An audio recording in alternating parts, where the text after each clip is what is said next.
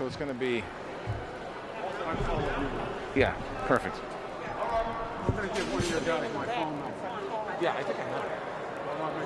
Jamal. Yeah, I think I have it. You got to get closer, man.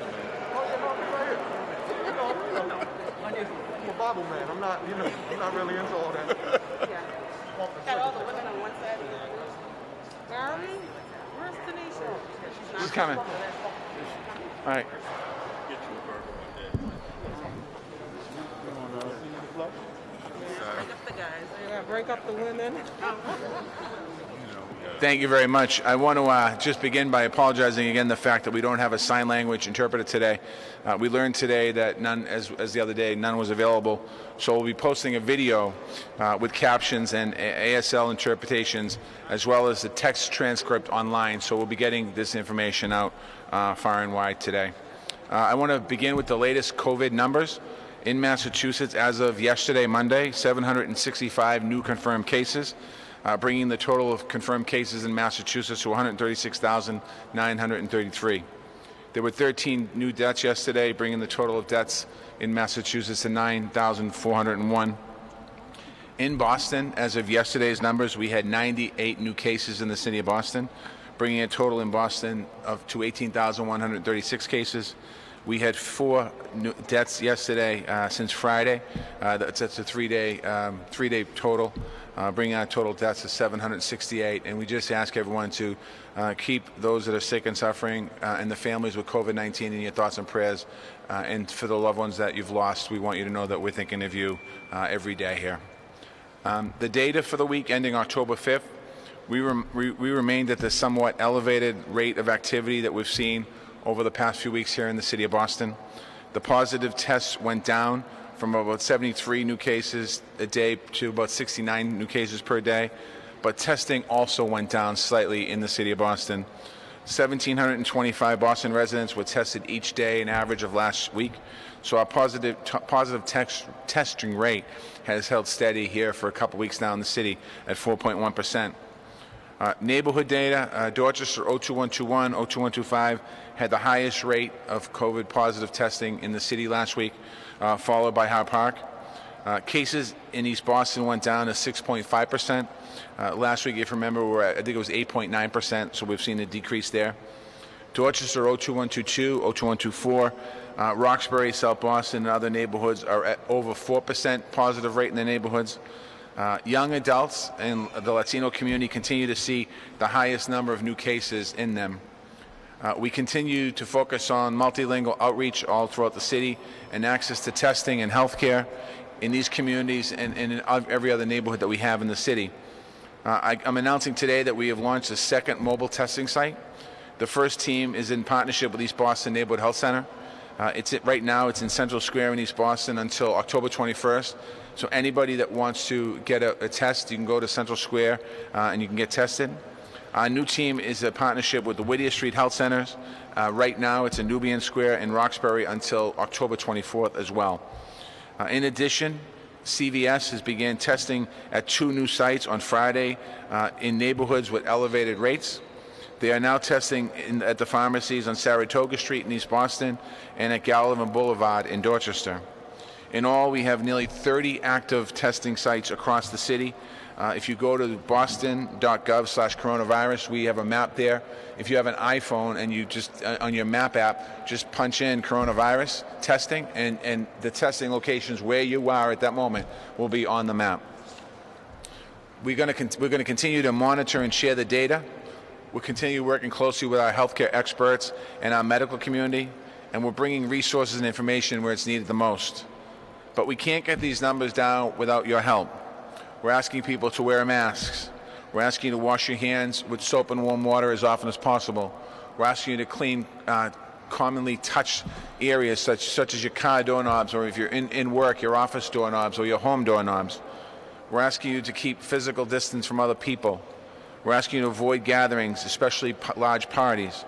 And I'm also suggesting that you get a flu shot. If you haven't had a flu shot, I got one on Friday. If you get a flu shot, obviously with the flu this year, it's going to be complications with deciding. You might think you have the coronavirus, you have the flu, so getting a flu shot keeps those numbers down. Today, as you can see, I'm joined by our Police Reform Task Force, chaired by U.S. Attorney Wayne Budd. I'm also joined by Boston Police Commissioner Willie Gross and some members of his team, Chief Equity Officer Carolyn Crockett, and members of the administration here at City Hall. 4 months ago, I stood at this podium right outside that door, and I talked about what we need to do in our city. I was clear that we must dismantle systemic racism and build up equity and justice for every resident of our city. Justice in economic opportunities, justice in education, justice in housing, and justice in public safety. We must be a city where every single person receives equal protection and equitable opportunities. That is the belief that unites us as Americans. It's what every human being is owed. It's the only way that we can move forward with the unity and strength that we need to meet the challenges that face us at this time. We've talked about it for a long time. We've made some progress, and I'm proud of the progress that we've made here in Boston. But we've seen this year we have long ways to go.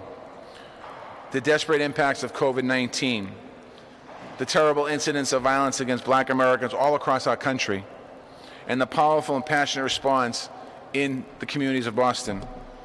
They combined to create a new sense of urgency. I'll repeat what I said since then.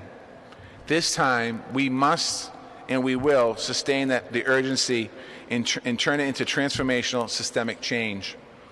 That's why in June we declared racism a public health crisis in the city of Boston. We shifted funding into health equity, trauma response, eviction prevention, and community-centered programs. We strengthened the use of our police force policies in the Boston Police Department. We restructured city government by placing a chief of equity in my cabinet to drive this work forward every single day. And that was just the start. I also appointed this task force that's behind me to review police policies and procedures, to take community input and work with the community, and to present recommendations and actions for reform. It's made up of incredible, outstanding individuals from Boston's Black and brown communities. They are leaders on civil rights, experts on public safety, activists for racial justice.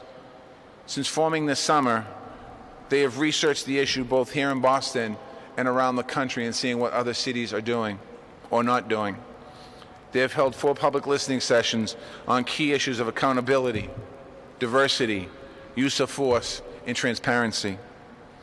They took on board written testimony in many different languages. Hundreds of residents made their voices heard.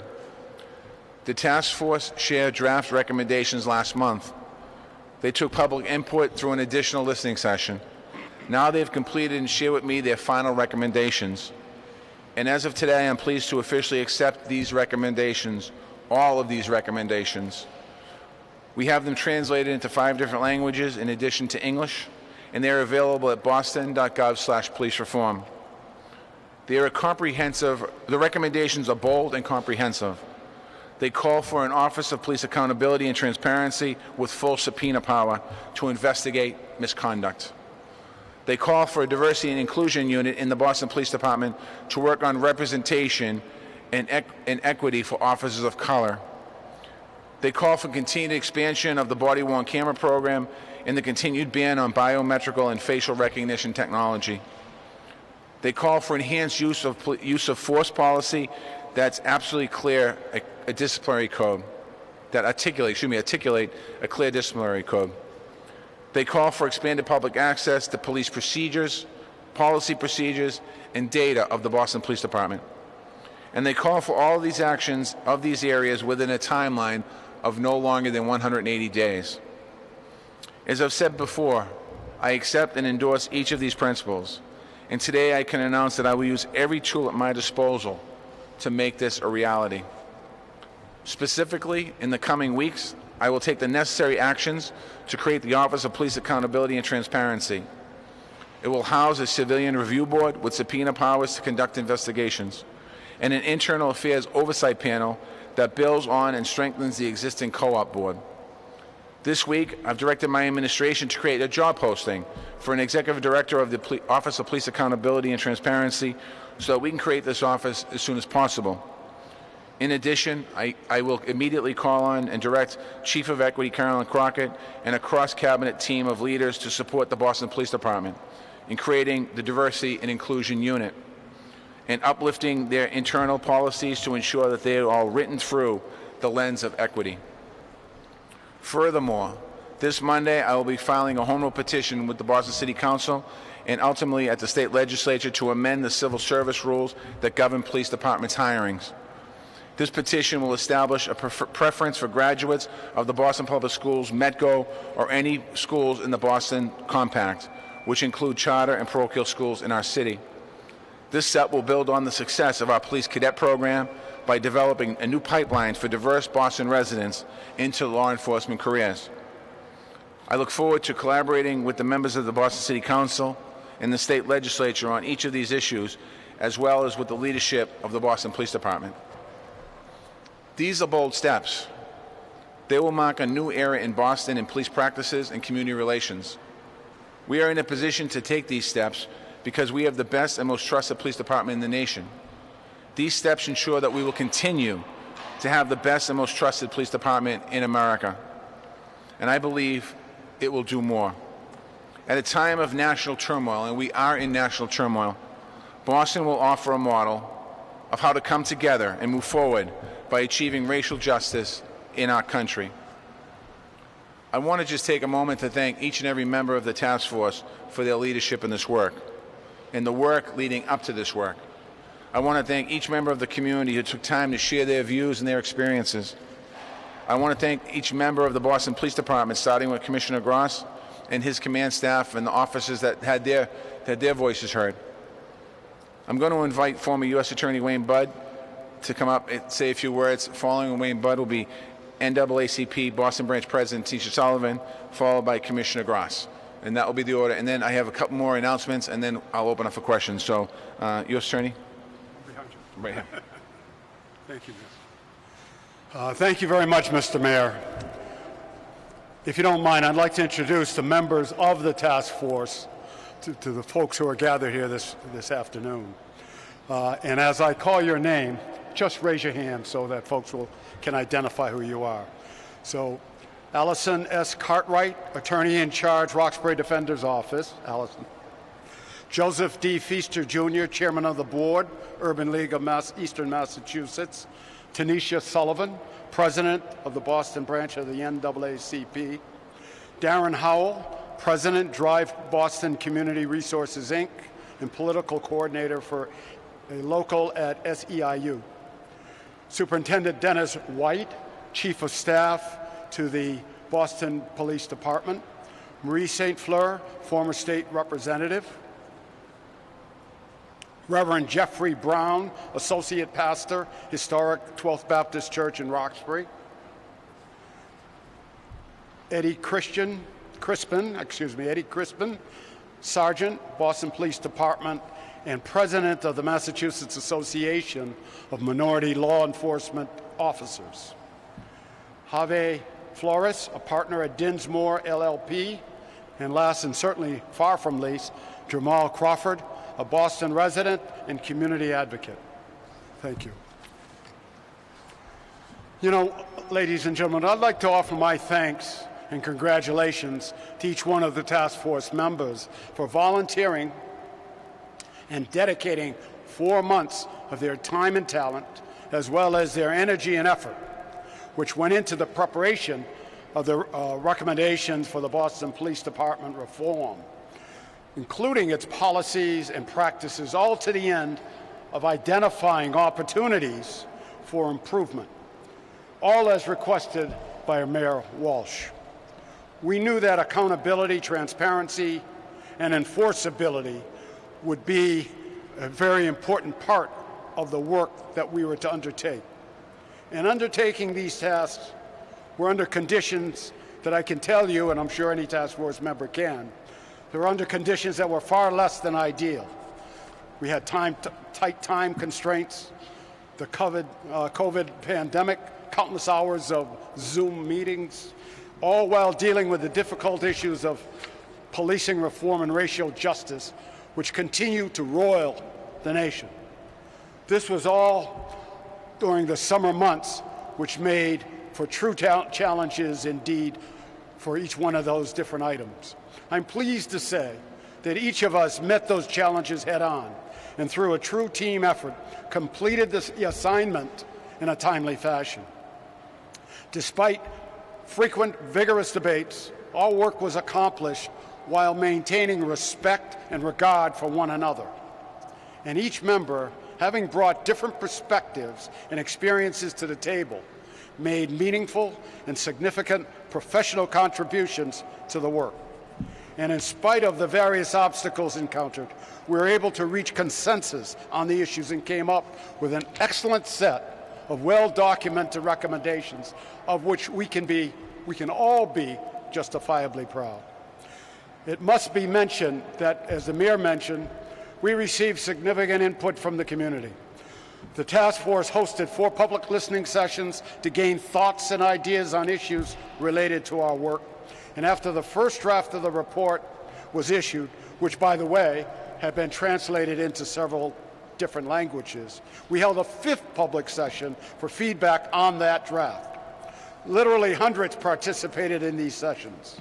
I might add that we're most fortunate to have the assistance of Muriel Sanchez Esquire, who on a pro bono basis served so ably and effectively as legal counsel to the task force. We also had available to us the excellent administrative support of Chief Jerome Smith, Kate Swain Smith, and Faiza Sharif from the City of Boston.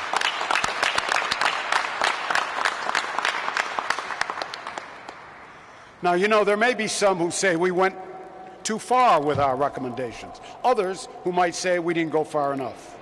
In my view, however, we have more than met expectations, and we have no doubt that our work will prove to be of great value to the mayor, the citizens of the City of Boston, and perhaps the communities well beyond. I am proud to have been a member of this task force. And on behalf of the task force, we thank the mayor for giving us the opportunity to perform this public service, and, as importantly, for his commitment to take early action on the recommendations we have put forward. We undertook our work with the idea in mind that this would be the case, and we remain confident that this work will prove to be more than just a report sitting somewhere on a shelf gathering dust. Thank you very much.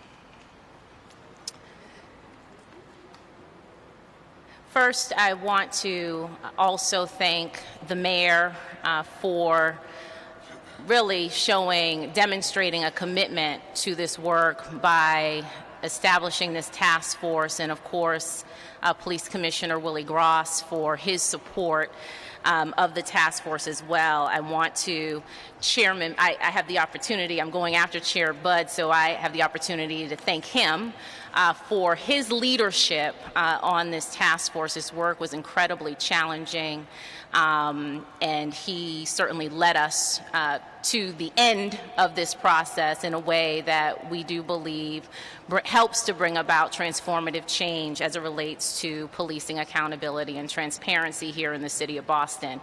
That was no easy feat, and so certainly want to thank you, Chairman Budd, for your leadership.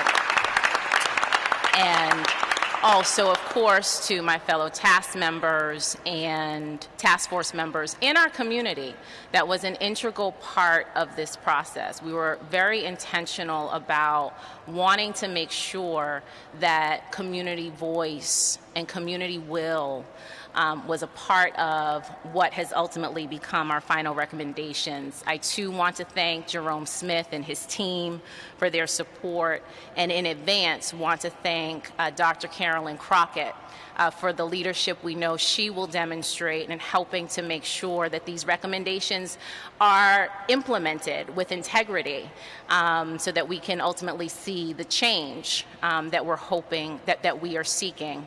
And I would be remiss if I did not acknowledge Rep. Tyler for being here with us today. We know that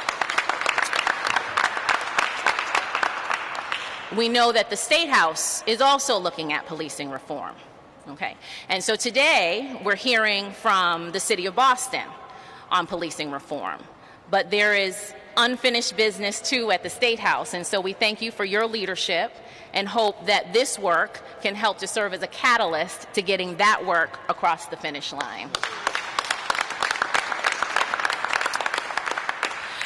So I do want to state that this work, these recommendations really are the culmination, I shouldn't even say culmination, they really are the outcome of years of advocacy and activism that has happened in this city around policing reform and accountability. And that work, because of that work, we had a very solid foundation to build upon. And really, that work has allowed us to meet this moment in a way that we are standing before you when we were able to present to the mayor recommendations that are not only innovative and bold, but they really do push us even further than we thought was possible even a year ago. And so I do want to acknowledge that our work is not, this isn't just about us. It really is about the advocates on the ground and the activists on the ground who have been pushing for these changes for decades in some instances. I also want to acknowledge that this work that we were fortunate to be able to participate in is also, in many respects, hopefully seen as a response to the residents from across the city and also other members of our community who have been on the streets since June, really saying that enough is enough and that change must come.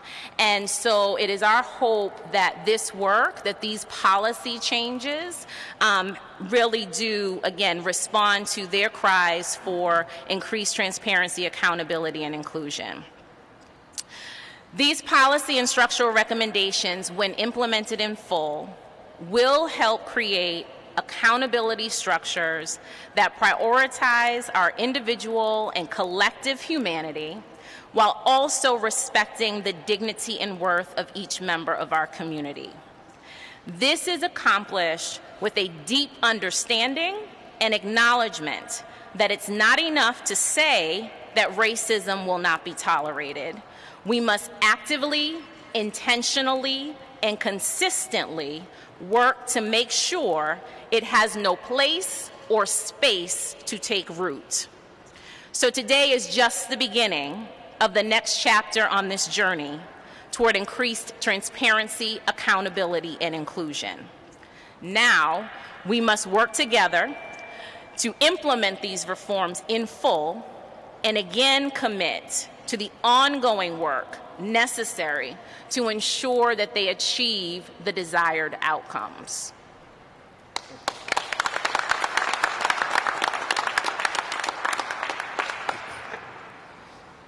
Good afternoon, everyone. Thank you all for being here. Thank you for chronicling this historic occasion. I'm very proud of the work that was done by our panel. First of all, I'd like to thank Mayor Walsh. We had many discussions about police reform. We see what's happening across our nation. And as President Sullivan just stated, things continue to happen. Myself and the mayor, we had a serious discussion about police reform and 21st century policing. There was a list across the nation, A Can't Wait. We talked about how the Boston Police Department had already implemented those changes as touted by President Obama in 2015. As well, we have one of the top community police models in the country, but that is not enough. In 21st century policing, you must strive to continue to improve your department. So, the discussions about systemic racism, injustices, inequality, these discussions have to be had because as law enforcement, we serve the people. It isn't the other way around. But as law enforcement too, the officers are a part of the community, thus community policing. So we wanted to review our policies, our procedures, our rules, our regulations, and as well take the recommendations from this esteemed panel. Thank you for the chair, Mr. Budd, one of my top mentors. Thank you to each and every panel member, including Superintendent White and Sergeant Crispin. What you see here before you are proud representatives of the community. So you have a former U.S. attorney all the way to a community activist, Jamal Crawford. You have people who actually go out and talk to people in this city. Thus the 5 meetings, the hours and hours of testimony that they took in to ensure that the voice of the people are heard. I accept the recommendations along with Mayor Walsh. I think it'll be fair to the community and the police, because we have folks here that saw not only through the eyes of the community, but what a difficult job it is for any police department in this great nation, and that can relay that if there's mistakes made in this nation by any police department, we can use that as teachable learning moments here in Boston that will contribute to our police reform. Again, we are not resting on our laurels. We need to strive, we need to go forward, and we need to work together. In the implementations of these changes and reforms and recommendations, I am very, very proud to have the opportunity to work with Dr. Crockett, our Chief of Equity. The good doctor will be working hand in hand with the Boston Police Department to review, again, our rules, our procedures, and policy. You've heard policy being mentioned several times. Policy is important because when we're not all here, the policy still should be in effect that no matter who takes office, that the people will be served well through a fair and just policy. Again, as Boston Police Commissioner, I'm looking forward to continued partnerships with not only this panel, but as well the good doctor. Again, thank you, Mayor Walsh. And I'd be remiss if I didn't thank each and every person in the communities of Boston who took part in making these reforms. Thank you all. God bless.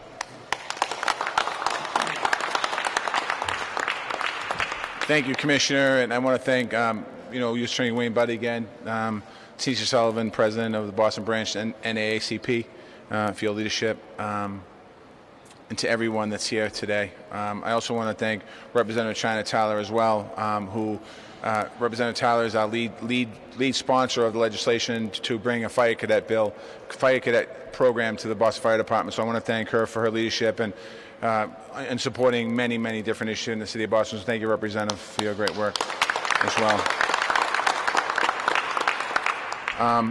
After George Floyd's murder, and Tanisha references, the black community in Boston spoke clearly. They spoke on the streets. They spoke through this task force.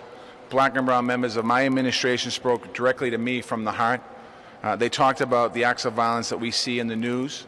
They talked about their own experiences that they feel every day and witness every day.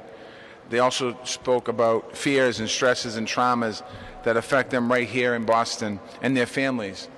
And as parents, as spouses, as young people, as anyone who is in black or brown America, what I realized was doing better than before just isn't enough. Doing better than other cities is just not enough. We have to change the system that we inherited. And we have to change it in a foundational way to put an end to those experiences and equities for good. It's deep, it's long-term work. It takes a long-term, sustained commitment.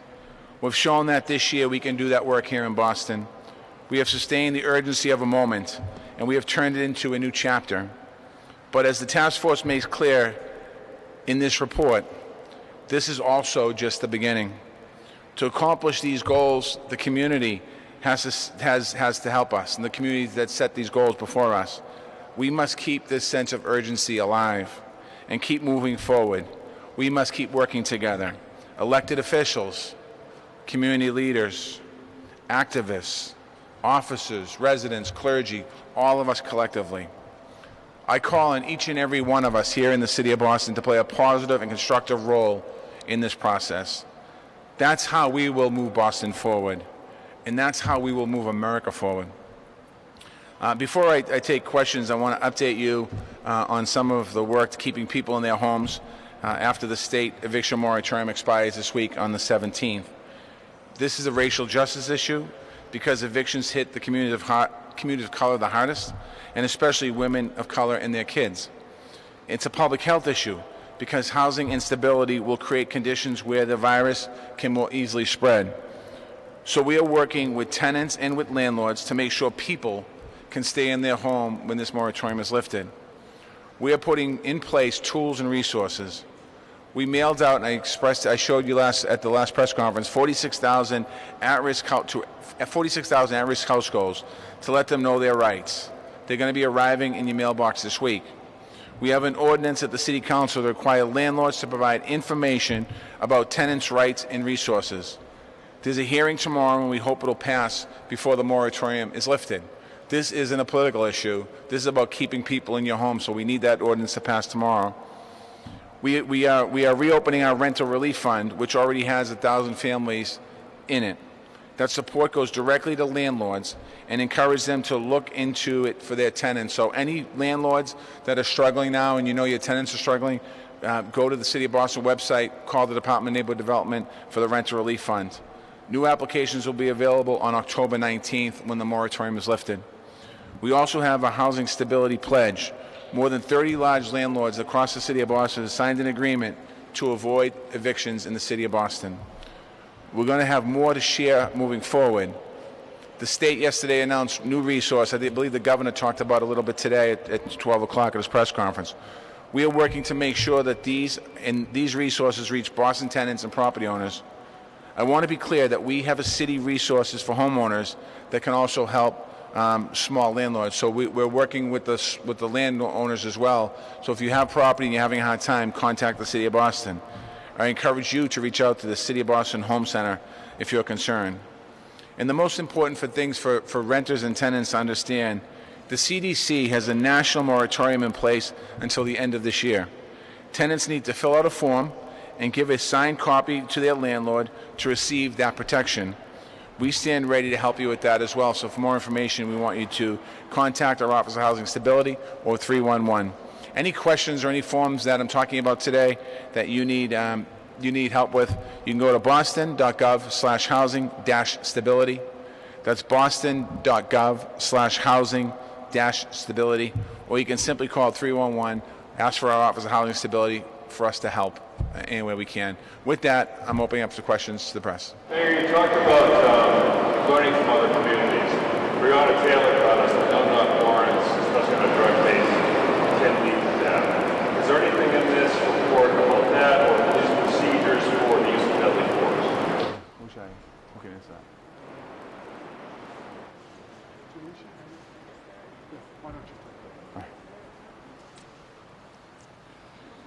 So as I have forestated, we reviewed everything, including our use of force policies and our rules and regs. So that's definitely been discussed. But I'd like to remind you, as a former supervisor of detectives and having several hundred court cases, you can't just write an affidavit in support of a search warrant and be granted a no-knock warrant without the approval of a judge and the district attorney. So what's put in place is to make sure any affidavit in support of a search warrant has the criteria that would meet that. But again, this has to be reviewed by the district attorney as well as judges. But everything was discussed, to my knowledge. Yeah, it's also going to be it's also going to be reviewed in the use of force. So in the section, the use of force section, that's one of the recommendations. All of those rules and procedures will be reviewed, not just one time, but I believe they call every year to be reviewed. So it's going to be reviewing these different cases every year in the use of force policy. They're banned right now in the City of Boston. Yeah. We've never had those. We never had them. How are the recommendations being received from the rank and file? And will there be any needs to negotiate with unions on No, there's really no aspects that I am aware of per se right now off the top of my head that's being negotiated. We need some state laws changes. I think that there's a section in there, and somebody correct me if I'm wrong, maybe Eddie can jump on this. We need legislation to change the civil service test. And the only other recommendation, at least it was in the draft, I didn't see the final, there was some disciplinary action that wouldn't allow you to be promoted in certain areas. I think that is somewhat of a collective bargaining agreement, and the body camera is obviously a collective bargaining as well. Listen, I think that there's a lot of uncertainty right now in the world, and as you know, I was talking to the task force upstairs, and right after 4 months ago, some of the folks that work with me said you're going to have to make some very uncomfortable decisions and decisions as you move forward here in the city. And one is a civilian review board with subpoena powers. And I thought to the moment in time where we were at that particular moment, and I realized that I don't know how difficult that's going to be. And this task force has made that understanding and that acceptance of this part of the recommendation easy, because there's accountability in the process. And I think if you are a police officer today, your job doesn't change the way it happens tomorrow. What this is an ability for people that want to take a complaint out in excessive use of force to have an opportunity to take that out, to know that they're going to have a process that's going to take no longer, I believe, than 90 days, according to, we're going to have a transparency data board. I don't think anyone has a reason to be afraid of this. This should not be, oh, here we go again. This is something that we can do in Boston. And again, if you're an officer or sworn officer in Boston Police Department, and there's no reason for you to have to come in front of this board as long as you do your job the way that 99.9% of our police officers do their job in Boston. Can you talk a little bit more about the body camera expansion and what that might look like? Yeah, I mean, there's a lot. I'm going to have somebody else come up here and talk about that in a second. But a year ago, 2 years ago, we didn't have body cameras in Boston. And the whole conversation was around, we need body cameras, and we were able to work something out and have body cameras in Boston. And we began the process of bringing body cameras in. We're going to go the rest of the way, but there's a process we have to follow. But I'm going to ask somebody from the task force, Reverend Brown, to come up and talk about their thought process on the body camera, because I'd rather have him explain that to you. So I would say that the body cam part of our report was in actuality the most widely embraced by the task force in terms of making sure that we had all uniformed officers with body cams. And in addition to that, there were some issues around the sharing of the footage to the families or to the next of kin of that families, and making sure that that happened. And then there are some languages about how accountability can be attached to that. And I think for me, the body cameras embody the community's cry for transparency and accountability, because it changes the game. And so it's no longer just a report that comes from a police officer, but you also have camera footage in order to judge the merit of a particular situation. Just to go back to a previous question, most of this report can be done by executive order by the mayor's office. There will be some collaboration that we'll need to work with the city council on, and then there's some implementation that the commissioner can do, as we talked about today. So there's different aspects of this that can happen immediately and longer term. That's why the 180-day recommendation, I appreciate that, because when you talk about creating an office of accountability, an executive director, we're building up a whole new office here with staff and the right folks in it. So I appreciate the time that this task force gave us. Yeah, the civil service changes, I believe it adds 2 points to any Boston Public School graduate, Metco student, or schools that are part of the Boston Compact. So it would just give kids that go through the system or graduate in a Boston Public School or in one of the compacts the ability to get 2 points for residency for all intents and purposes. They would be lifelong Boston residents, and to give them that opportunity. And so the way that works is an ordinance filed to the City Council. City Council needs to pass it. We send it up to the State House, to the legislature to hopefully get through the legislature. Mayor, our Department of Law talked about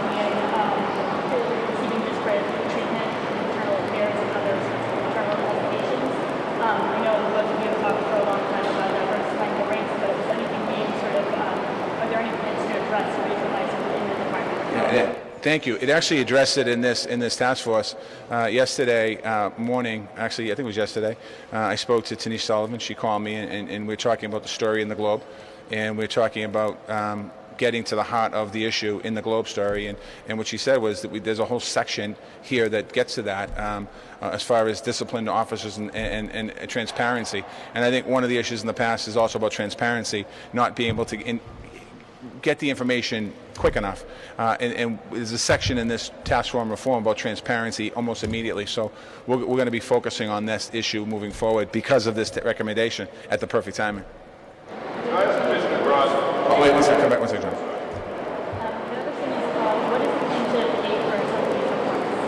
Great question.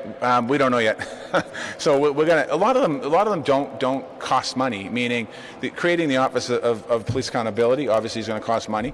The other two boards are volunteer right now. We could look at that. Some of it is technology changes at the police department. Obviously, in the police department, creating a bigger office for diversity and accountability, that's going to cost some money from the police department. They're going to have to look at their budgets and how they do it. And so we don't have an exact number yet. We will get all that for you. It really depends upon. I mean, when I start this office of police accountability, it's going to start with a couple people. It could grow. I mean, we could have more people. I mean, we need investigators and things like that. So we'll get you all the numbers. We don't have a breakdown. At least I don't have a breakdown. Oh, Tanisha Sullivan, she might have a breakdown. I don't have a breakdown, but I do want to. So on that question, I want to be clear in the answer, because we spent a lot of time as a task force talking about how these reforms would be funded. And in the report, in the recommendations, when you received the final recommendations, it was actually in the draft as well, we were very clear that with respect to those recommendations that relate specifically to the current BPD, that our recommendation is that the BPD does look within at opportunities to restructure or reorganize itself to meet the needs there. And I want to be clear on that point, because I want to make sure that folks know that we as a task force have heard from our community about the concern around the police department budget, right? So our recommendation does speak to leveraging existing resources within BPD to make some of these internal changes, with an understanding that, when we talk about setting up a separate office, which is the separate and apart from the BPD for the OPAT, that may, in fact, will require some resources. Commissioner, as a leader, as a cop, as a man of color, how serious is the problem of racist police officers on your force? I know you say you're better off in a lot of departments, but how serious do you think this problem is, and how do you root out the bad actors? First of all, thank you for that question, and I wish you could have heard my entire interview when I gave the history in Boston about systemic racism as pertains to when I first came on, to the Charles Stewart case, to the St. Clair's Commission, to what we're doing now. So right now we have processes in place that we will investigate any and all complaints about systemic racism. I'm reminded of a case in Roxbury Prep in Hyde Park. We fully investigated that. So long story short, we want to assure you that we're not the police department from the past. And what I talked about, I don't think got written, was this. Under this administration, we're striving to move forward and identify each and every case of racism, whether it's a police officer thinking that racial injustices are against them or members of the community. This is what I talk about when I'm talking about 21st century policing and going forward.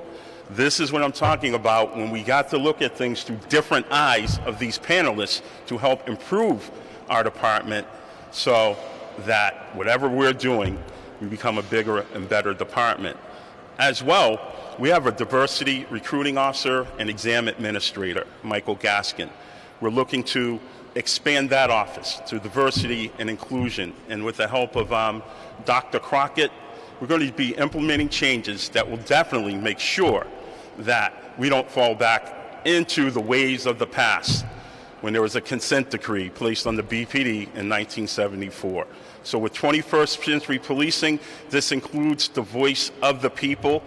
The panelists represent the people. We will listen to people. And let's not forget that our Boston police officers, who work very, very hard, are also included in that too. So more justice and equality for all. And thank you again to the panelists. Let me just, I just want to, before I end, I just want to again thank the task force. These folks here spent a lot of time, of their own time, working and talking and working through processes, asking questions and moving forward. And I just want to say how grateful I am and we are as a city for the incredible work that each and every one of you have done on behalf of the residents in the police department and all of us in Boston, and I truly appreciate it. With that, meeting adjourned. We'll go back upstairs and... all right.